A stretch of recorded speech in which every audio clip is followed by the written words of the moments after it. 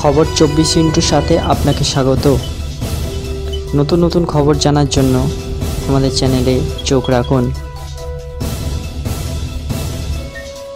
Supreme কোর্টের শুনানির পরই হাইকোর্টের দৃষ্টি আকর্ষণ করতে হবে। আরজি করে নির্যাতিতার পরিবারের করা মামলায় এমনই জানালেন হাইকোর্টের বিচারপতি তীর্থঙ্কর ঘোষ। পাশাপাশি এজলাসে রাজ্য সরকারের আইনজীবীর উপস্থিতি নিয়েও প্রশ্ন তোলেন তিনি।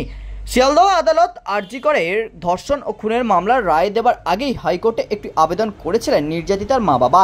সিবিআই তদন্ত নিয়ে নানা প্রশ্ন তুলে উচ্চ আদালতের বিচারপতি ঘোষের বেঞ্চে সেই আবেদন করা হয়েছিল। সেই আবেদনের পরিপ্রেক্ষিতে হওয়া শুনানিতে বিচারপতি ঘোষ স্পষ্ট জানিয়ে দিয়েছিলেন সুপ্রিম কোর্টে আরজি কর মামলার শুনানি চলছে, তাই তিনি এখনই এই মামলার শুনবেন না। সুপ্রিম কোর্ট যদি হাইকোর্টকে মামলা শোনার নির্দেশ দেয় তবেই তিনি নির্যাতিতার পরিবারের আবেদন শুনবেন বলেও জানিয়েছিলেন বিচারপতি ঘোষ।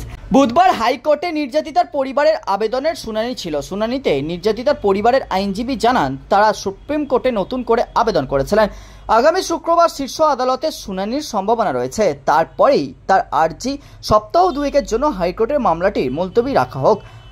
বিচারপতি তীর্থঙ্কর ঘোষ নির্যাতিতার পরিবারের আইনজীবীকে নির্দেশ দেন শীর্ষ আদালতে মামলার শুনানি হওয়ার পরই আবার তাদের হাইকোর্টের দৃষ্টি আকর্ষণ করতে হবে, তারপরই হবে শুনানি।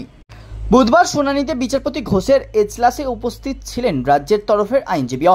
তবে তার উপস্থিতি নিয়ে প্রশ্ন তোলেন বিচারপতি। তার প্রশ্ন, সিবিআই তদন্তে গাফিলতির অভিযোগ তুলে মামলা করেছেন নির্যাতিতার পরিবার, সেই মামলায় কেন রাজ্যের আইনজীবী উপস্থিত আছেন?